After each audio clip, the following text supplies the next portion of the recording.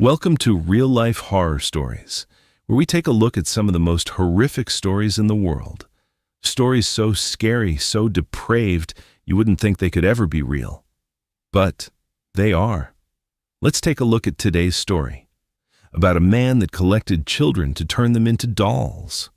Oh, and don't forget to like and subscribe, if you want to. I want you to close your eyes for a second. We're going to take a trip. And I have to warn you, where we're going, it's not somewhere you'd ever want to end up. No, not at all. We are traveling back to early autumn 2011. The location is Nizhny Novgorod, Russia. Right. And for anyone who doesn't know, it's the fifth largest city in Russia, situated right at the confluence of the Volga and Oka rivers. But in 2011, this isn't a tourist destination. No, not the part we're going to. It's an industrial hub. It feels heavy. The architecture is that, imposing Soviet-era concrete that seems to absorb the light rather than reflect it. Exactly. It's a certain kind of gray that gets into everything. The sky, the buildings, the mood. And we're standing on Lenin Avenue. It's a gray day in a gray city, the kind of damp cold that gets under your fingernails. And if you were standing there watching the foot traffic, you might have seen a man who seemed to be made of that same gray stuff. Anatoly Moskvin. He's 45 years old at this point. And if you saw him, you wouldn't look twice. Not at all. He's the guy you stand next to at the bus stop and immediately forget. Messy hair, clothes that look like they've been slept in, pockets full of notes. Just another eccentric academic. He's the quintessential absent-minded professor. And that's not just a stereotype. That was his reputation. He lived in an apartment building right there on Lenin Avenue with his elderly parents. The neighbors knew him. And they called him a quiet genius. Which is a label that does a lot of heavy lifting, doesn't it? It does. It excuses the unkempt appearance. It excuses the fact that he mumbled to himself. When someone is labeled a genius, society tends to give them a wide berth. Right. We allow them their eccentricities because we assume their minds are operating on a plane we just don't understand. He was a historian, a linguist, a man who seemingly lived entirely inside his own head, preferring the company of dusty books to actual living people. But the thing about quiet geniuses is that sometimes the quiet is hiding something deafening. And on November 2nd, 2011, that silence broke. That's the date the police arrived. Detectives from the Nizhny Novgorod force knock on the door of apartment 26. Now, context is everything here. Crucial. They didn't roll up with a SWAT team. No. They didn't have guns drawn. They weren't there for a murder suspect. Far from it. This was, for them, a routine inquiry. At the time, the city was being plagued by a wave of cemetery desecrations. And this was a sensitive time politically. Very. There had been terrorist attacks in Moscow, specifically the Domodedovo airport bombing earlier that year. Tensions were really, really high. So when headstones started getting toppled and Muslim icons in the cemeteries were being painted over, the police assumed they were dealing with a hate group. Right. Maybe neo-Nazis, maybe religious extremists. That's where their heads were at. And they went to Moskvin because he was known as the local expert on cemeteries. He was a necropolist, and we'll definitely get into that term later. But the police thought, hey, this guy spends all his time in graveyards. Maybe he's seen the vandals. Or maybe, they probably thought, given how weird he is, maybe he's the one knocking over the stones. So they were looking for spray paint, maybe some extremist pamphlets. That's the mindset. Just vandalism. So Moskvin's parents, they open the door. The detectives step into the hallway. And before they can even look around, they are hit by a wall. Not a physical wall. No, a sensory one. It was the smell. I've read the reports on this, and the descriptions are visceral. Yeah. It wasn't just dirty house smell. It was thick. It was cloying. It's a very specific cocktail of odors. I mean, you have the mustiness of thousands of rotting books, you have harsh chemicals, adhesives, varnishes, that sort of thing. But underneath all of that, there's a sweetness. Yeah. A sickly sweetness that hits the back of the throat and triggers the gag reflex. The detectives, they push past this smell and move into the apartment. And visually, it's a hoarder's den. Completely. We're talking books stacked floor to ceiling, creating these narrow claustrophobic canyons you have to squeeze through. Papers everywhere. Dust motes just dancing in the little light that's coming through the dirty windows. It's total chaos. But as their eyes adjust, they start to notice the audience. Dozens of them. They are everywhere in this small apartment. Propped up on the sofa like they're waiting for a show to start. Sitting on the bookshelves. Leaning against the stacks of paper. And these aren't Barbie dolls or porcelain collectibles. No, these are large figures, roughly the size of children. They're dressed in these bright, almost festive clothes. Knee-high socks, colorful dresses with lace, bonnets. But the disturbing part is the faces. You can't see them. Not really, no. They're wrapped. The faces are covered in beige fabric, almost like nylon stockings pulled tight. And the features, the eyes, the mouths, they're painted on or applied with really crude, heavy makeup. It's deep in uncanny valley territory. They just look wrong. Deeply wrong. But at this point, the police just think, okay, this guy's a weirdo. He makes ugly dolls. Right. Just another strange habit of the quiet genius. They're squeezing through the clutter, trying to find evidence of vandalism. And then comes the moment, the inciting incident that turns this from a weird welfare check into an absolute nightmare. One of the officers is navigating through Moskvin's bedroom, his sanctuary.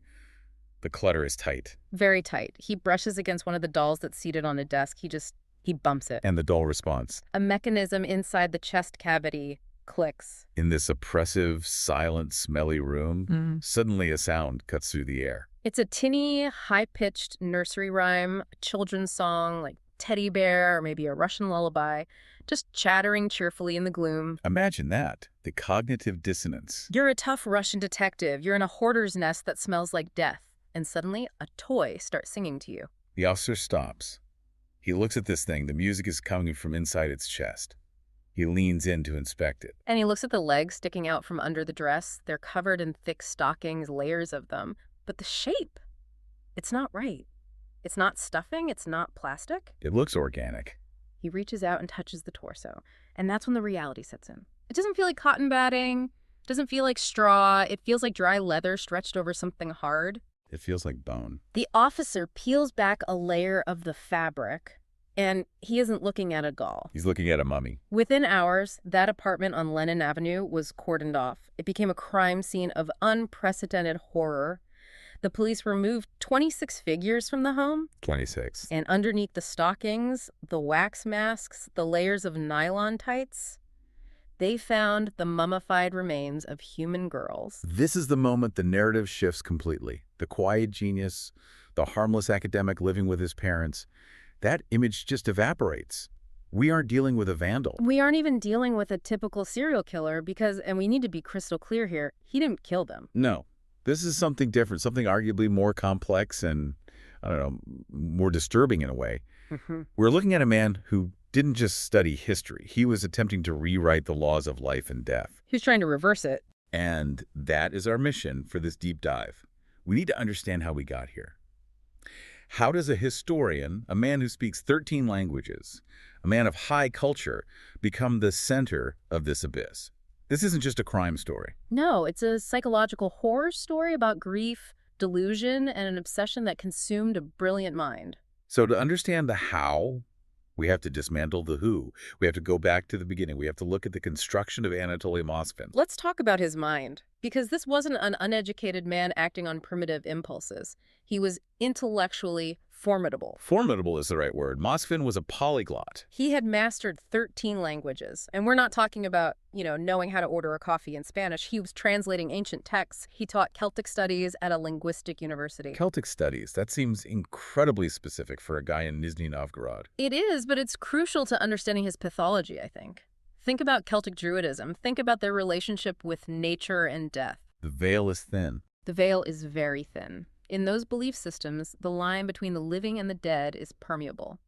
Spirits reside in trees, in stones, in objects. Death isn't a final stop. So he's already steeping his brain in these ancient philosophies where death isn't the end, just a state change. Exactly. He wasn't just learning the grammar, he was absorbing the worldview. He was a man of letters, a contributor to a newspaper called Necrologies. A newspaper called Necrologies. I mean, looking back, the red flags were practically billboards. It seems obvious now, doesn't it? But at the time, it was viewed as academic rigor. He called himself a necropolist. A specialist in the city of the dead. Right. And he took that title literally. He treated the cemeteries like his personal office. Between 2005 and 2007 alone, he claimed to have visited 752 cemeteries. 752. Yeah. I mean, the logistics of that are staggering. They are. To hit that number, he was walking up to 20 miles a day. He wasn't just popping in, he was inspecting graves.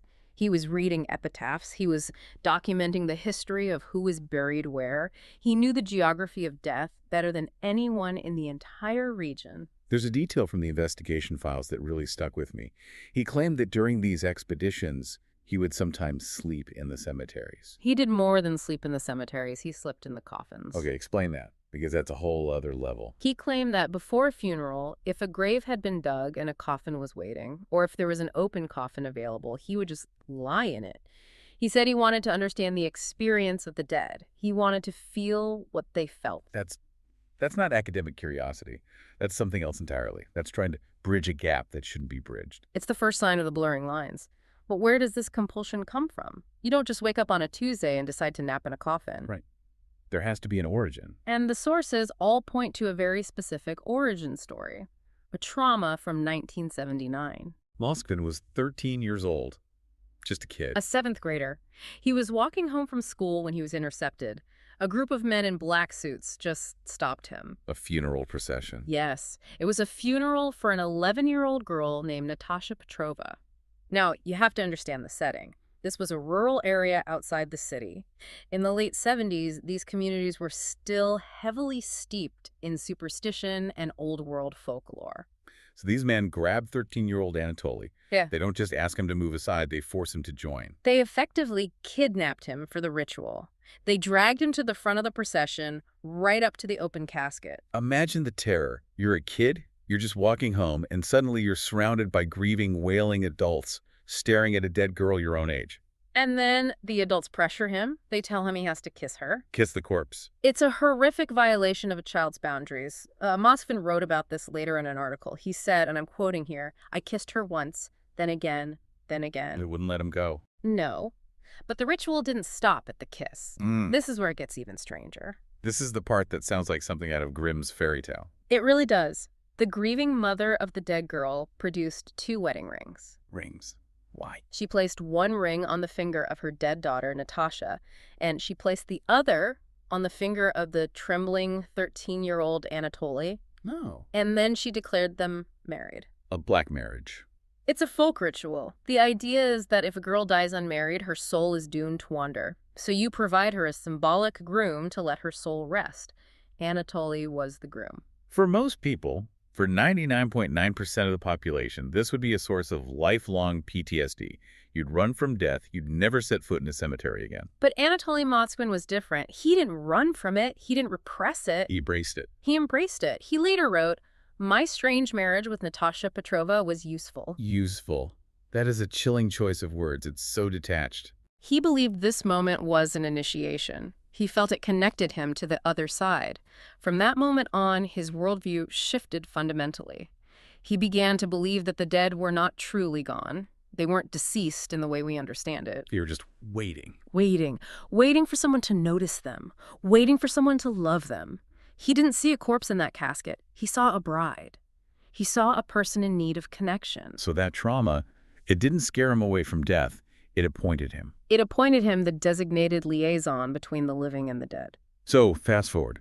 The boy becomes the man, the academic. But in the mid-2000s, something changes again. He moves from observing the cemeteries to taking from them. This is the critical shift from observation to action. He starts living a dual life. By day, he's the respected historian writing columns. By night, he's a grave robber. And his target profile is chillingly specific. He wasn't taking adults? No, never. He was looking for girls, typically between the ages of 3 and 12. And he preferred those who had died recently. How did he justify this to himself? I mean, physically digging up a child. That's a visceral, horrific act.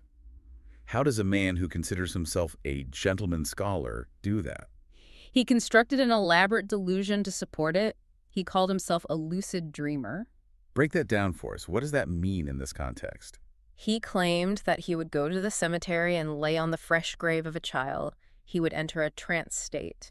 And in this state, he believed he could hear the children calling out to him from the earth. He thought they were talking to him. Yes. He would ask them for permission. He would ask if they wanted to come home with him.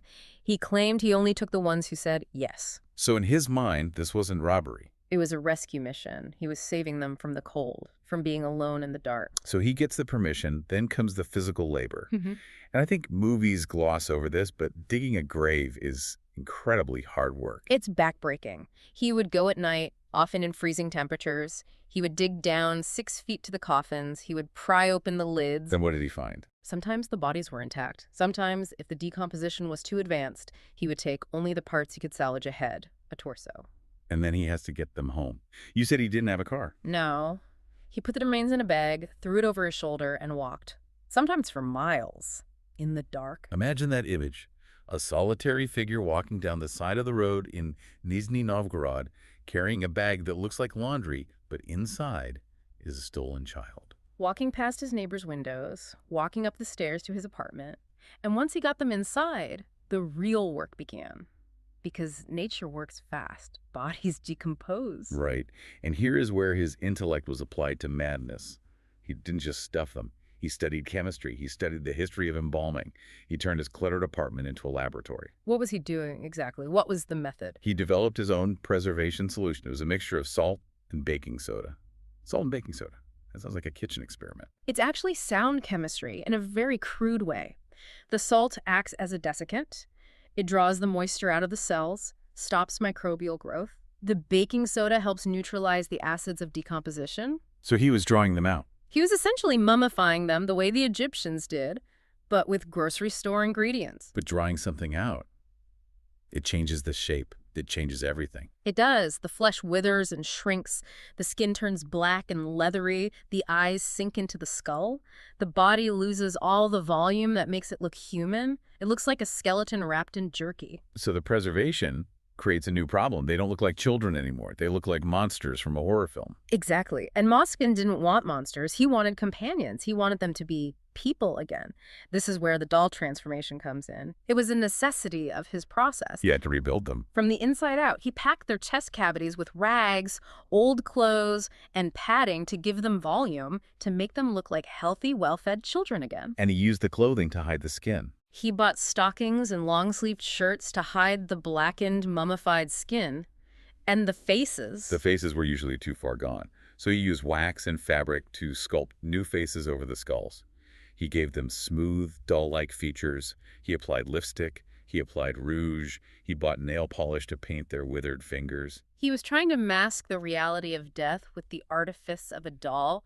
It's a terrifying art project. And then the detail that we touched on in the intro, the voices. The music boxes. He embedded them inside their chests.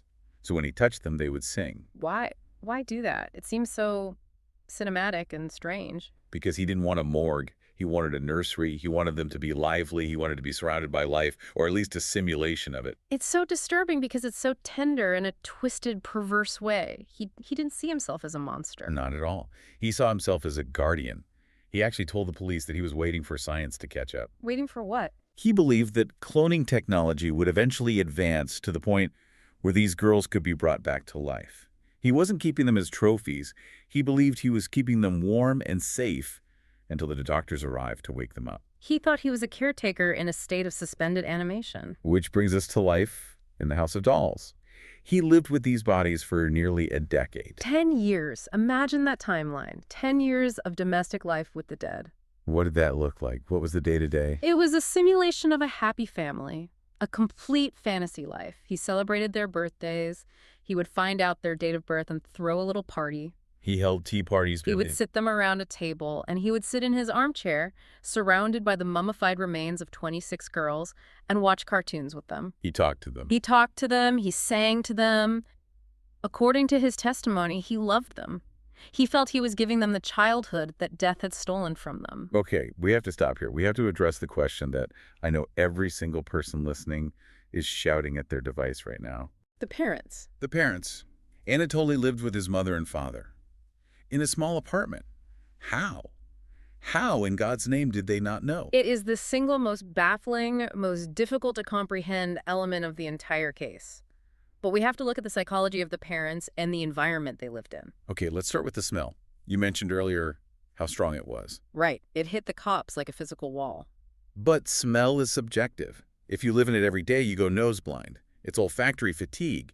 You just stop registering it. Also, Moskvin was constantly using chemicals, resins, varnishes, baking soda. He told his parents, I'm preserving old books, or I'm making historical models. So they expected chemical smells coming from his room. Okay, so maybe the smell can be explained away. But the sight. 26 life-size dolls, you can't just miss that. Well, a few factors. The parents were elderly, and they were often away at their dacha, their summer country house, for months at a time. So Anatoly had long stretches alone to do the dirty work. Yeah. The actual mummification. Exactly. And when they were home, they respected his privacy. His room was floor-to-ceiling trash. It was a hoarder's nest. They didn't want to go in there. Who wants to wade through piles of old newspapers and junk? Right. And when they did see the figures, they saw what Anatoly told them to see. He said, these are puppets. I'm making them for a local theater production, or this is an art project for the university. But they were the size of children. They look like children. True. But think about human nature. If you see a mannequin in your adult son's room, your brain says, that's a mannequin. Your brain does not say, that is the mummified corpse of the neighbor's daughter. It's too big of a leap. We have a psychological blind spot for horrors that are too big to comprehend. The parents didn't see mummies because mummies are impossible. They saw eccentric art projects from their quiet genius son. It's a tragic blindness.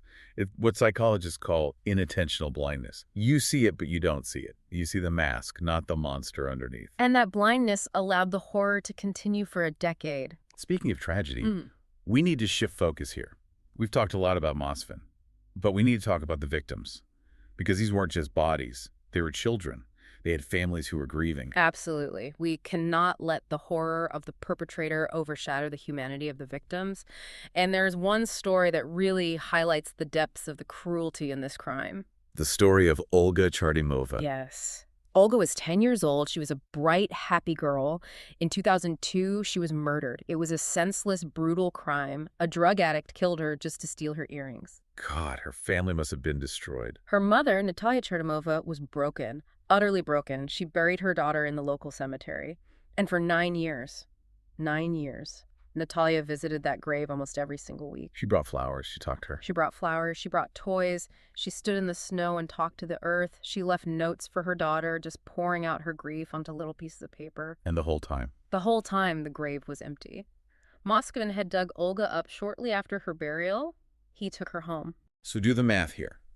While Natalia is weeping at an empty hole in the ground in the freezing cold, her daughter is a doll in Moskvin's bedroom just a few miles away. Dressed in strange clothes, with a music box in her chest. It's a violation that goes beyond words. It's a second theft. And here is where it gets truly cruel. Moskvin knew. He knew who she was? Oh, he knew exactly who she was. He kept the notes that Natalia left on the grave. He collected them. He read her grief. But he didn't just collect the notes, did he? He communicated. This is a crucial detail that often gets missed. Moskvin left his own notes, anonymous notes for the family at the gravesite. He left these taunting messages. What did they say? He would write things implying that Olga wasn't really there or calling the mother's grief pointless, basically mocking her for visiting an empty plot. That is purely sadistic. It is. But at the time, the family and the police dismissed them. They thought it was local teenagers being cruel. Cruel pranks. No one suspected it was the man who had actually stolen the body. He was watching them suffer while he held their daughter hostage. Natalia Chartymova later said something in court that just breaks your heart. She said, I had her for 10 years. He had her for 9. Wow. That puts it into perspective. He essentially stole her almost as long as she had been alive. It creates a double grief. You grieve the death, and then 10 years later, you have to grieve the desecration. You have learned that your goodbye wasn't a goodbye at all. It was just an intermission in the horror. So how does this end? How does the Lord of the Mummies get caught? It wasn't because someone found a body. No, and that's the deep irony of fate here. He wasn't caught because of the horrors in his room. He was caught because of paint. Paint. Yeah. We mentioned earlier the context of the terrorist tensions. The police were on high alert for extremists. When Muslim graves in Nizhny Novgorod started getting vandalized, painted over, the police thought, this is a hate group. So they're looking for a political criminal, a vandal. Right. They set up stakeouts in the cemeteries. And they finally detained Moskvin in a cemetery one night. He had a bag with him. Inside, they found spray paint. So they arrest him for vandalism, a relatively minor charge. Totally minor. They go to his apartment to search it, probably expecting to find some extremist pamphlets or maybe just more cans of paint. They walk in, and they find the mausoleum. The shock must have been paralyzing. I can't even imagine it. It sent shockwaves through the entire country. The media immediately dubbed him the Lord of the Mummies. And suddenly, families who had buried their children years ago got that knock on the door. The knock that says, "We need you to identify something." A nightmare they thought was long over, just starting again. How did Moskvin react? Did he break down? Did he realize the gig was up? Not at all. He was incredibly calm. He was cooperative. Because in his mind, he hadn't done anything wrong. He still believed he was the good guy. Yes. He confessed to 44 counts of abusing graves. They only found 26 bodies in the apartment, which implies others might have disintegrated or been discarded over the years. But his attitude, he was defiant. Defiant how? He told the investigators, and this is a direct quote, "You abandoned your girls in the cold, and I brought them home and warmed them up." He flipped the moral script. He was the hero of his own story. He genuinely believed he was the benevolent actor in this scenario. He thought the parents were the negligent ones for leaving their children in the ground. So the trial, I assume this didn't go the standard route. No. The trial wasn't about guilt. The facts were undeniable. The bodies were there. It was entirely about sanity. So they brought in the psychiatrists. Right. And the diagnosis was paranoid schizophrenia. Which means he couldn't distinguish reality from fantasy. Correct. But let's be specific about what that means here. The doctors concluded that he had a permanent delusional system. He wasn't acting out of malice in a legal sense. He was acting out of a profound, unshakable belief that he was a necromancer, a scientist, a savior. So what was the sentence? In May 2012, he was declared unfit to stand trial. He was sentenced to coercive medical measures. That means indefinite confinement in a psychiatric ward. Indefinite. That sounds final, but it's not prison. And that is the source of the continuing nightmare for the families. Natalia Chardomova and the other parents wanted him in prison. They wanted him punished. They wanted him to suffer as a criminal. Instead, he's a patient. And patients could get better. Exactly. And that is the terror that these families live with now. In the Russian system, if a doctor determines you are in remission, they can recommend you for outpatient care. And that's happened, hasn't it? Yes. Since 2018, doctors have periodically recommended Moskvin for release. They argue his schizophrenia is in remission. They say he's no longer dangerous because he's too old and weak to dig graves now. Remission. The man who turned 26 girls into dolls. How can that be in remission? That's the clinical view versus the moral view. And Moskvin himself has plans. He's been reported saying he wants to get married to a woman he met through correspondence. You're kidding me. He wants to move to Moscow. He wants to write books. He wants to teach languages again. That's terrifying. The idea of him walking free, maybe teaching kids. Every time a hearing comes up, the families have to go back to court. They have to relive the trauma all over again. They have to beg the state to keep him locked up. And so far, they've succeeded. As of the most recent updates, the courts have sided with the victims. He's still detained. But the threat is always there. It hangs over them like a dark cloud. It's a justice that feels incomplete. It feels fragile. It is fragile because it relies on the definition of cured. Can you ever really cure a man who thought mummies were his children? So we're coming to the end of this deep dive. And usually we try to wrap things up with a nice summary. But this is heavy. It is. This case redefines what we mean by horror. How so? Usually, horror is about violence. It's about blood, the moment of death, the chase. But the horror of Anatoly Moskvin is about the aftermath. It's not about killing. It's about stealing the rest. The violation of memory. Exactly. It's about turning the finality of death, the one thing we are supposed to respect above all else, into a grotesque puppet show. It's about the silence of that dusty room. The psychological abyss here is what gets me. The contrast. We have a man of letters, a man of high culture, and he's the lord of the mummies. It forces us to confront a very uncomfortable truth.